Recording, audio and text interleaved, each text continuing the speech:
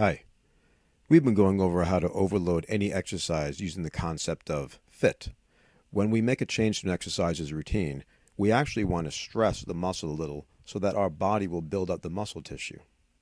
This stress actually consists of micro tears in our muscle cells, and the soreness tends to show up within the next couple of days.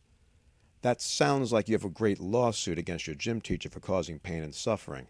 Unfortunately, the actual phrase is needless pain and suffering. Just like with other cells in your body, like skin cells, your body will begin to repair these muscles. During that time, there may be inflammation or swelling, but when it's all over, those damaged cells will be rebuilt, and they've been built to handle that stress better. This is because we are basically living machines. Our technology is at the point where we have simple robots that could do work for us. But unlike a robot, we can self-repair as long as we get enough rest and adequate nutrition. We'll come back to the topic of nutrition in the future.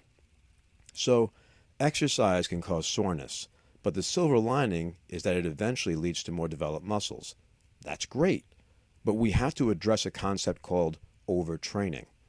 If you'll remember, when I ask you to overload an exercise through fit, I always ask you to make small changes. A little soreness after exercise is expected, but do too much, and now you've got an injury. That's no fun, and it'll make you hate exercising. This is why beginners quit exercising. Gym memberships tend to go up right after New Year's Eve because people promise themselves they will exercise more this year. Then what happens? Because they're not educated, they go to the gym without a plan, exercise a lot, every day, all week, and then get so sore that they end up quitting. They are overtraining. Overtraining is when you exercise so much that your body never gets to catch up on the repairs that it needs to make. By the way, I keep putting that picture up on the screen of Saitama's workout advice from the anime One Punch Man. Well, it's wrong. Not only will it fail to make you a superhero, but training the same muscles hard every single day will lead to overtraining. He does get an A+ for motivation, though, and that's why I use the picture a lot. Remember, a little soreness in the next day or two of overloading an exercise is normal, but if you are so sore that you can't exercise during your next session, you may be overtraining. If that's the case, you may need to modify your exercise routine and make it a little easier. Oh, look who's here. It's Sergeant Mac. I heard you were discussing physical training. That is outstanding.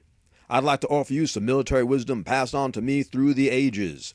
Maybe you've heard of them. No pain, no gain is the first, and the second is pain is just weakness leaving the body. Take these words to heart, recruits. When it comes to exercise, you had better toughen up. All right, Sergeant Mac, out. Okay, okay. Honestly, as an athlete, I know that there's truth to what he's saying. When it's time to compete, you're going to go all out. If you're a soldier in combat, again, you're going all out. The difference is that these are rare situations and they shouldn't be part of your everyday exercise routines. That's it. I'll admit that the terms overloading and overtraining are confusing because they sound similar. But just remember that overloading is when you carefully modify an exercise routine by increasing its frequency, intensity, and time. Overtraining is when you've done too much and hurt yourself. Until next time.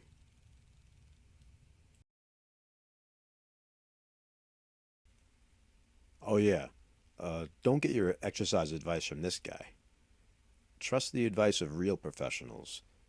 Real people. People. People like me?